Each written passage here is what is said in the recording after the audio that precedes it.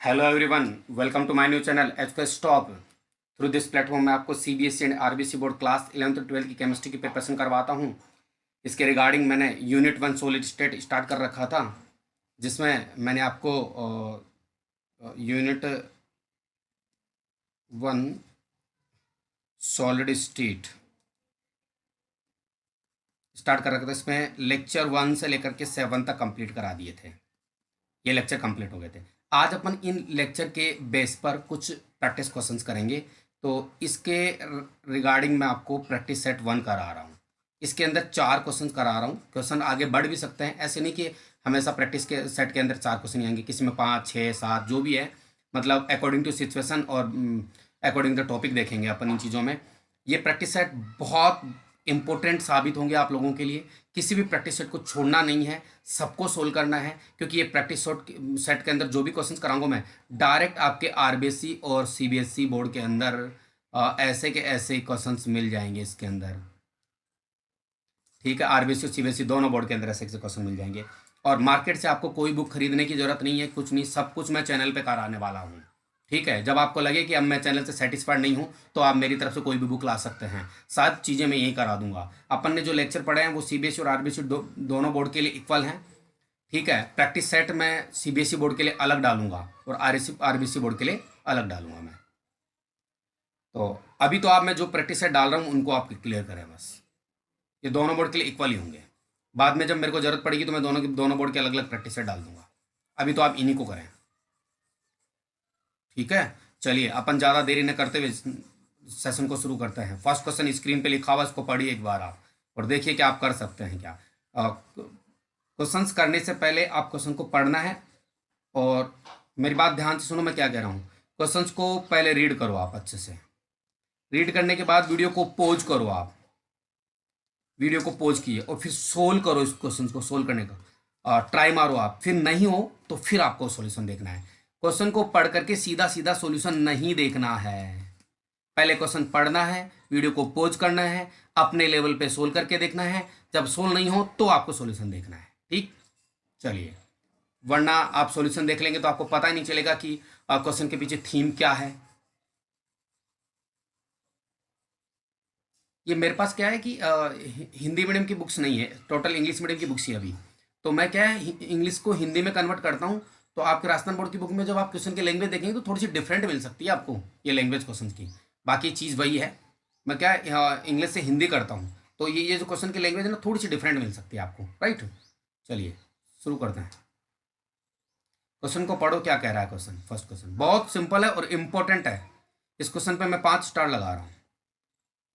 Rajasthan board में चाहे CBSE board हो, ऐसे कैसे आ सकता है क्वेश्चन। देखिए, एक यौगिक षटकोणीय निविड़ संकुलित संरचना, यानी एचसीपी की बात हो रही है। एचसीपी की बनाता है। इसके 0.5 मोल में कुल छिद्रों की संख्या बताइए। मतलब रिक्तियां बतानी है, होल बताने, छिद्र बताने। रिक्तियां रिक्तियां कितने टाइप की होती है? 2 टाइप की। इसमें चतुष्फल के छिद्र कितने होंगे? अपने आपको पता, छिद्र अपने 2 टाइप के पढ़े थे। चतुष्फल के छिद्र जिनको टेट्राहेड्रल कहते हैं और अष्टफल के छिद्र जिनको ऑक्टाहेड्रल कहते हैं। चतुष्फल के छिद्र, तो पहले तो अपन को कुल छिद्र बताने हैं, फिर उनमें से चतुष्फल के छिद्र कितने होंगे ये बताना है। तो चलिए अपन ज़्यादा टाइम खराब ना करते हुए इस आंसर को फटाफट करते हैं। जरा समझो। एक छोटी सी बात देखना। देखिए, इसके लिए अपन को परमाणु की संख्या पता होनी चाहिए। परमाणु की संख्या मैंने पहले भी कहा था आपको। परमाणु की संख्या, मान लो किसी क्रिस्टल जालक में परमाणु की संख्या n है, तो इससे 2 टाइप के छिद्र बन गए, टेट्राहेड्रल चतुष्फल के और ऑक्टाहेड्रल अष्टफल के। तो टेट्राहेड्रल तो क्या होता है, इस n का डबल होता है 2n, और ऑक्टाहेड्रल इस n के बराबर ही होता है। जैसे मान लो n की वैल्यू 10 है तो चतुष्फल के छिद्र तो 20 होंगे, लेकिन अष्टफल के छिद्र 10 ही रहेंगे। मान लो n की वैल्यू 100 है तो चतुष्फल के छिद्र तो कितने हो जाएंगे? 200, लेकिन अष्टफल के कितने रहेंगे? 100 के 100 ही रहेंगे। यानी परमाणु की संख्या के बराबर कौन होते हैं? अष्टफल के छिद्र। परमाणु की संख्या के डबल कौन होते हैं? चतुष्फल के छिद्र। ठीक है, अब देखिए, ध्यान देना, चतुष्फल के छिद्र 2n होते हैं, n का 2n, और अष्टफल के छिद्र n के n ही होते हैं, n। तो कुल छिद्र कितने हो गए? 3n। तो जब भी आपको कुल छिद्र पूछे जाएंगे, देखो ये रहा, इसको पढ़ो। कुल छिद्र जब भी आपको क्वेश्चन में देखो, यहाँ की बात कर रहा हूँ मैं, कुल छिद्र, तो 3n रखना है। n अपन निकाल लेंगे तो 3n से करेंगे। जब आपको चतुष्फल के छिद्र पूछे तो 2n से सोल्व करेंगे, और केवल अष्टफल के छिद्र पूछे तो n से सोल्व करेंगे, यानी ये n की n वैल्यू, राइट। चलो शुरू करते हैं अपन।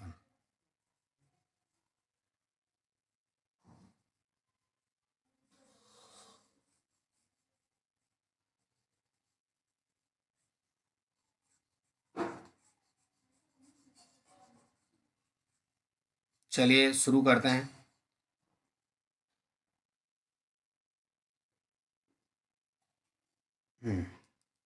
चलो मैं लिख शुरू करता हूँ एक बार।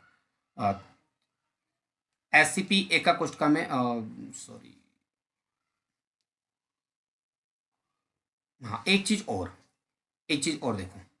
अगर कहीं पर आपको परमाणु की संख्या निकालनी है, जरा ध्यान देना, तो इसके लिए एक फॉर्मूला है संख्या निकालने का, चाहे परमाणु की संख्या हो चाहे अणु की संख्या हो।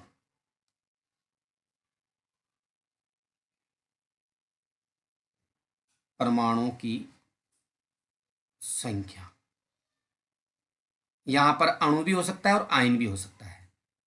इसमें मोल को मल्टीप्लाई करना आपको आवोगाद्रो संख्या से, ध्यान देना मेरी बात, आवोगाद्रो संख्या से। और इस आवोगाद्रो संख्या देखो Na, आवोगाद्रो संख्या होती है जिसका मान होता है 6.023 10⁻23, ठीक है, पर मोल, पर मोल, ये आंसर, ठीक, एन की वैल्यू। अब यहां पर अपने पास मोल दे रखे हैं, तो इस मोल से अपन क्या निकाल लेंगे, परमाणु की संख्या निकाल लेंगे, एन की वैल्यू आ जाएगी। तो देखो परमाणु की संख्या, यहां पर फॉर्मूले को अप्लाई कर रहा हूं। मोल कितने हैं, 0.5। एन ए को एन ए रख लेते हैं, ये वैल्यू भी रख सकते हैं अपन, तो ये परमाणु की संख्या हो गई। यानी एक बार वेट करें आप थोड़ा सा, एक सेकंड, एक सेकंड। इसको मैं थोड़ा सा अरेंज कर देता हूँ। यानी अपने पास एन की वैल्यू आ गई है साहब, एन की वैल्यू आ गई, ये 0.5 NA, ये एन की वैल्यू आ गई है। ठीक है, आप चाहो तो इस मल्टीप्लाई को हटा भी सकते हो, जैसे साहब मैं मल्टीप्लाई को हटा दिया और इसको ऐसे रख लिया, राइट, ये लो 0.5 NA परमाणु की संख्या। तो चतुष्फल की रिक्तियों, कुल रिक्तियों की संख्या, कुल छिद्रों की संख्या, रिक्तियां लिख दो, छिद्र लिख दो, कुल छिद्रों, थोड़ा सही नहीं लिखा, एक सेकेंड, वापस से लिख देते हैं, क्या दिक्कत है।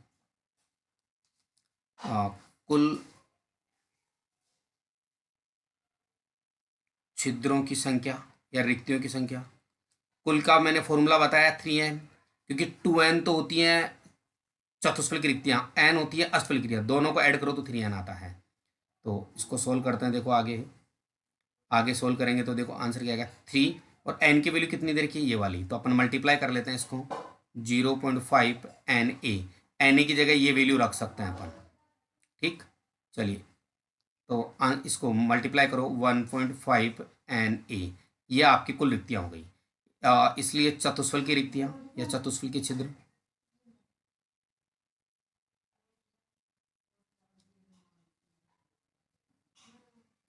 चतुष्फल के छिद्रों की संख्या, रिक्ति और छिद्र एक ही बात है, ये होता है 2n वाले फॉर्मूले से। तो इसको मैं सॉल्व कर रहा हूँ, 2 तो अपनी जगह रह गई, n की वैल्यू कितनी दे रखी है, ये वाली n की वैल्यू 0.5 Na, इसको सोल्व करो तो 1Na इसका आंसर हो गया। n की वैल्यू ये वाली रख लो यहाँ पर और उसको सोल्व कर लो, 6.023 इंटू 10⁻23 पर मोल, इसको रखो सोल्व कर लो, ये वाला आंसर हो गया सर। उम्मीद करता हूँ ये सब चीज़ें आपको समझ में आई होगी, बहुत इंपॉर्टेंट थी, और ये क्वेश्चन ऐसे कैसे एग्जाम में आ सकता है, ठीक है। तो आप नेक्स्ट क्वेश्चन देखते हैं। ये वाला क्वेश्चन हो गया, फिर भी कोई दिक्कत हो आप कमेंट सेक्शन में कमेंट करें, कमेंट सेक्शन को आप यूज करें, कोई प्रॉब्लम हो तो कमेंट सेक्शन में नहीं लिखें आप, ठीक है। चलिए नेक्स्ट क्वेश्चन को करते हैं अपन एक बार।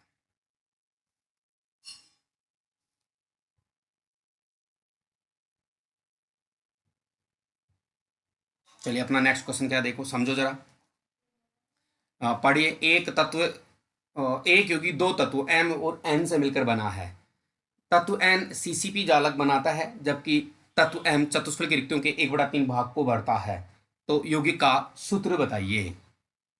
चलिए देखिए, जरा समझो। ये तत्व m है और ये n है, ठीक है, दो तत्वों से। तो पहले देखो क्वेश्चन को लिख लेते हैं अपन। दो पार्ट कर लिया। इधर से देखो, कोई यौगिक है, दो तत्वों से मिलकर बना है। पहले क्वेश्चन को समझो। m और n, जो n है वो CCP जालक बनाता है। मैं आपको सूचित कर दूं, FCC और CCP एक ही बात होता है। मतलब SCP और CCP एक ही बात होता है। इसमें FCC एक कष्ट का होती है, और n है चतुष्फल की रिक्तियों में आता है, तो मैं TD लिख देता हूँ इसको। और एक TD जितनी भी चतुष्फल की रिक्तियाँ बनेगी उसमें से 1/3 भाग को ही बढ़ता है m, बाकी खाली रहती हैं। ठीक, इस तरह से। मैं आपको एक छोटी सी बात और बता दूं, CCP या FCC जालक के लिए Z की वैल्यू 4 आती है, ऐसा आप पहले पढ़ चुके हो, पीछे वाले लेक्चर में जाके देखना। ठीक, चलो शुरू करते हैं अपन।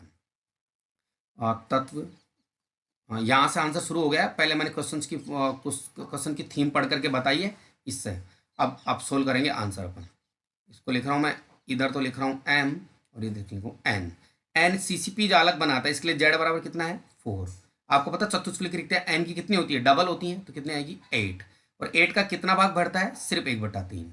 चलिए इसको सोल्व करते हैं अपन। ये कितना हो जाएगा 8/3।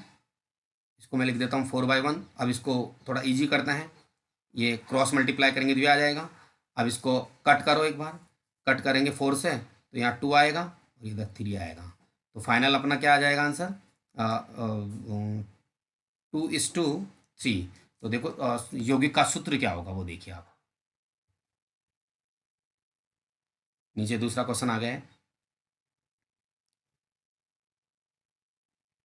यौगिक का सूत्र, यौगिक का सूत्र होगा m कितना है देखो 2, तो m2, और n कितना है 3, कितना आ जाएगा n3। ये यौगिक का सूत्र आ गया, इससे निकाला अपन ने। ये यौगिक का सूत्र हो गया। ये सब, ये क्वेश्चन भी हो गया आपका। ठीक, चलिए अपन अगले क्वेश्चन की बात करते हैं। अगला क्वेश्चन ये देखिए, आप स्क्रीन पे है, इसको समझे एक बार। नेक्स्ट क्वेश्चन को, षटकोणीय निविड़ संकुलित एकाकोष्ठ का क्वेश्चन को आप अपने लेवल पे पढ़े एक बार। षटकोणीय निविड़ संकुलित एकाकोष्ठ का में, यानी में बात हो रही है SCP की। SCP के अंदर एकाकोष्ठ का में परमाणु की संख्या बताइए। बहुत सिंपल है, देखिए मैं इसका एक डायग्राम बना रहा हूँ SCP का। इससे अब पीछे वाले लेक्चर में जाके देखना एक बार आप। मैंने SCP के बारे में बहुत बढ़िया से पढ़ा रखा है। पहले इसका डायग्राम बना लेते हैं अपन एक बार। मैं मतलब एक सिंपल सा डायग्राम बना लेता हूँ, ज़्यादा टिपिकल नहीं, ताकि अपना काम हो जाए बस। इससे अपना काम हो जाएगा। और यहाँ पर बीच में आते हैं 3 पार्टिकल। ठीक है, ज़रा समझना। यस, मैं पार्टिकल्स लगा रहा हूँ यहाँ पर। ये देखो पार्टिकल्स लगा रहा हूँ यहाँ कॉर्नर। ये 6 पार्टिकल होंगे इस लेयर के अंदर, और इस लेयर में होंगे 3 पार्टिकल। आप SCP की जहाँ पर मैंने SCP पढ़ा है पीछे वाले लेक्चर के अंदर, 3D पैकिंग के अंदर जाके देखना, ये ऐसी स्ट्रक्चर मिलेगी, वहाँ पर बहुत अच्छे समझा रखा है। ये सब जॉइन अप होते हैं इस तरह से, ये इस तरह से सब जॉइन अप होता है। ऐसा कर लेना, अभी नहीं करा, आप अपने स्तर पे देख लेना। ज़रा समझना बात को मैं क्या कह रहा हूँ। अपन इस इसको ले लेते हैं अपन, एक पार्टिकल को लेकर के चीज़ें सोल्व करने का प्रयास करते हैं। इस पार्टिकल को ले लेते हैं। मुझे एक बात बताओ, ये पार्टिकल कितने यूनिट सेल से टच कर सकता है, उसको समझो एक बार। एक यूनिट सेल इधर बनेगी इस तरह से, इस तरह से बनेगी, और एक यूनिट सेल इस तरह से बनेगी। यानी ये वाला पार्टिकल एक तो इस यूनिट को टच करेगा, एक इसको टच करेगा, और एक इसको टच करेगा। अपन क्या कर रहे हैं, कुल परमाणु की संख्या निकालेंगे। 3 को टच करेगा, 3 इनके ऊपर भी तो आ सकती है, जैसे एक के ऊपर आई एक, एक 2 के ऊपर आएगी, एक 3 के ऊपर। तो ये वाला पार्टिकल टोटल कितनी यूनिट सेल को टच करेगा?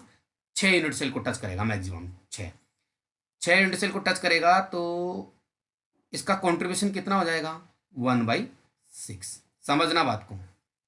इसीलिए ये वाले पार्टिकल का भी 1/6 होगा, और ये वाले पार्टिकल किसी भी टच नहीं करेंगे। तो 3 है तो 3 के 3 यूनिट सेल में रहेंगे। तो देखिए जरा समझना क्वेश्चन क्या कर रहा हूँ। इसलिए परमाणु की संख्या, कुल परमाणु की संख्या इधर इक्वल टू लगा देता है। मुझे एक बात बताओ, यहाँ टोटल पार्टिकल कितने हैं? 6। यहाँ कितने हैं? 3। और यहाँ कितने हैं? 6। ये वाले 6 और ये वाले 6, टोटल कितने हो गए? 12। और एक का कॉन्ट्रीब्यूशन कितना है? 1/6। तो ये लो 1/6। हाँ, एक चीज़ और मैं आपको बताना भूल गया, समझ चाहता हूँ, थोड़ा सा मतलब प्रॉब्लम होगी। यहाँ सेंटर में भी पार्टिकल होते हैं, एक ये वाला और एक ये वाला। ये वाले पार्टिकल मैक्सिमम 2 यूनिट सेल को टच कर सकते हैं बस। एक इसके ऊपर आएगी और एक इसके ऊपर आएगी, नीचे आ जाएगी, इसके एक नीचे आ जाएगी इधर। तो 2 को टच कर सकते हैं। तो एक का कॉन्ट्रीब्यूशन होगा 1/2, तो इसका भी कॉन्ट्रीब्यूशन 1/2 होगा और इसका भी 1/2। तो 2 ये है, 2 × 1/2, राइट। और ये बीच में है ना, ये वाले 3, ये 3 के 3 किसी को टच नहीं करेंगे, तो 3 के 3 रहेंगे, ठीक। अब इनको आंसर निकालते हैं, देखो कट करो, 2 यहाँ से, 1 यहाँ से, और ये 3 का 3, टोटल आंसर कितना हो गया? 6। यानी SCP का कोशिका परमाणु की संख्या कितनी आती है? 6। पीछे के लेक्चर में जाके देखना, मैंने अच्छे समझा रखा है, ठीक। ये फिर से देखो, आप समझो बात को। ये 6 पार्टिकल हैं। आपको कॉपी में यही लिखना है, सिर्फ इधर वाला नहीं लिखना है। ये तो मैंने नोट्स बनाने के लिए समझा है, ओ सॉरी, एक्सप्लेनेशन कॉर्नर में बताया। ये वाले आप कॉपी में नोट करना है आपको। कैसे है आपको समझा देना, इसको चाहो तो बना लेना अपने स्तर पे। ये 6 पार्टिकल हैं, एक का कॉन्ट्रीब्यूशन 1/6 होता है, ये वाला। ये भी 6 पार्टिकल, इनका भी 1/6। तो 12 का कितना हो गया? 1/6। ये है इसका 1/2, इसका 1/2, क्योंकि 2 को टच कर सकता है इसलिए। और ये बीच वाला 3 का 3 रह जाएगा, राइट। ये क्वेश्चन भी सॉल्व हो गया। चलिए नेक्स्ट क्वेश्चन की बात करते हैं। फिर भी कोई दिक्कत हो तो आप कमेंट सेक्शन में बताएं। अगला देखिए क्या कह रहा है दोस्त। षटकोणीय आद्य, देखो आद्य का मतलब वही है, आद्य घनीय एकक कोष्ठ का, या सरल। आद्य का मतलब सरल से है, इसका कोई मीनिंग नहीं है। वही षटकोणीय आद्य एकक कोष्ठ का मतलब वही SCP से है। षटकोणीय वर्ड आ रहा है, वही SCP से मतलब है। चतुष्फल के और अष्टफल के छिद्रों की संख्या बतानी है। तो सिंपल सी बात है, अगर अपन को n का नंबर पता हो तो चतुष्फल के अष्टफल की रिक्तियों की संख्या बता सकते हैं। क्योंकि जो TD होता है चतुष्फल के, वो 2n होता है, और अष्टफल की होता है वो n होता है। लेकिन पता किसका होना चाहिए? n का। और थोड़ी देर पहले अपन ने z = 6 निकाला SCP के लिए, पीछे के लेक्चर में। SCP में 6 पार्टिकल होते हैं, तो उसे निकाल लो, क्या दिक्कत हो गया ये तो।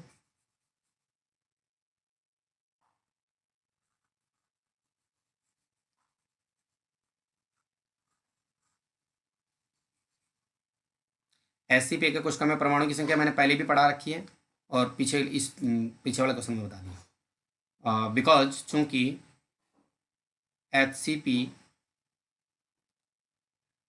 एकक कोशिका में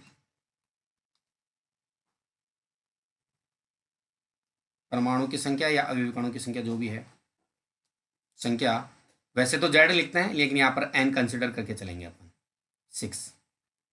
इसलिए चतुष्फलकीय रिक्तियों की संख्या 2n होती है। तो 2 × 6 6 इक्वल टू कितना हो गया? 12, ठीक। इसलिए अष्टफलकीय रिक्तियों की संख्या n, तो n की वैल्यू कितनी दे रखी है? 6।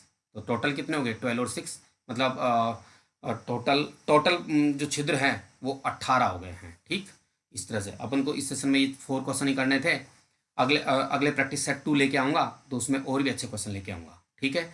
तो बस आपसे एक रिक्वेस्ट है, वीडियो को आप ज़्यादा से ज़्यादा फैलाएं, लोगों तक, ज़्यादा से ज़्यादा लोगों तक पहुँचाएँ। मैं सारा कंटेंट वीडियो पे डाल रहा हूँ, ये देखो ये एक ऐसा प्लेटफॉर्म है जिसमें अपन एक दूसरे को नहीं देख पा रहे हैं, तो थोड़ा सा प्रॉब्लम होगा। लेकिन मैं वादा करता हूँ आपसे, आप अपने फ्रेंड्स को भी ये बात बतानी चाहिए आप लोगों को, कि आप 7 लेक्चर कंटिन्यू देख लेते हो तो मैं दावे के साथ कह सकता हूँ 8वां लेक्चर देखने के लिए आप मजबूर हो जाएंगे। क्योंकि चीज़ें आप इन चीज़ों से आपको अनुकूलित होना पड़ेगा, अडेप्ट होना पड़ेगा। शुरू शुरू में 1-2 लेक्चर देखेंगे आपको बेकार लगेगा, क्या दिख रहे हैं, ना सर का पता है ना, और कुछ एक थोड़ा स्क्रीन सा दिख रहा है कंप्यूटर पे, मोबाइल पर, ये क्या है ये, ऐसा कुछ लगेगा, आपको फील होगा। लेकिन आपको 7 लेक्चर अब भी कंटिन्यू देखें और मेरी बात माने, 8वां लेक्चर देखने के लिए आपको, आप अडेप्ट हो जाएंगे, आप खुद ही आपको अच्छा लगने लगेगा। बस ये बात ठीक है। तो चलिए अपन इस सेशन में इतना ही रखेंगे। नेक्स्ट सेशन में मैं प्रैक्टिस सेट 2 लेके आऊँगा, और आगे के अभी ये चैप्टर पूरा नहीं हुआ, इसमें 2-3 लेक्चर और आने बाकी हैं, फिर अपन नेक्स्ट चैप्टर शुरू कर देंगे सॉल्यूशन वाली। ठीक है, thanks for watching. If you like this video, share more and more and like it also.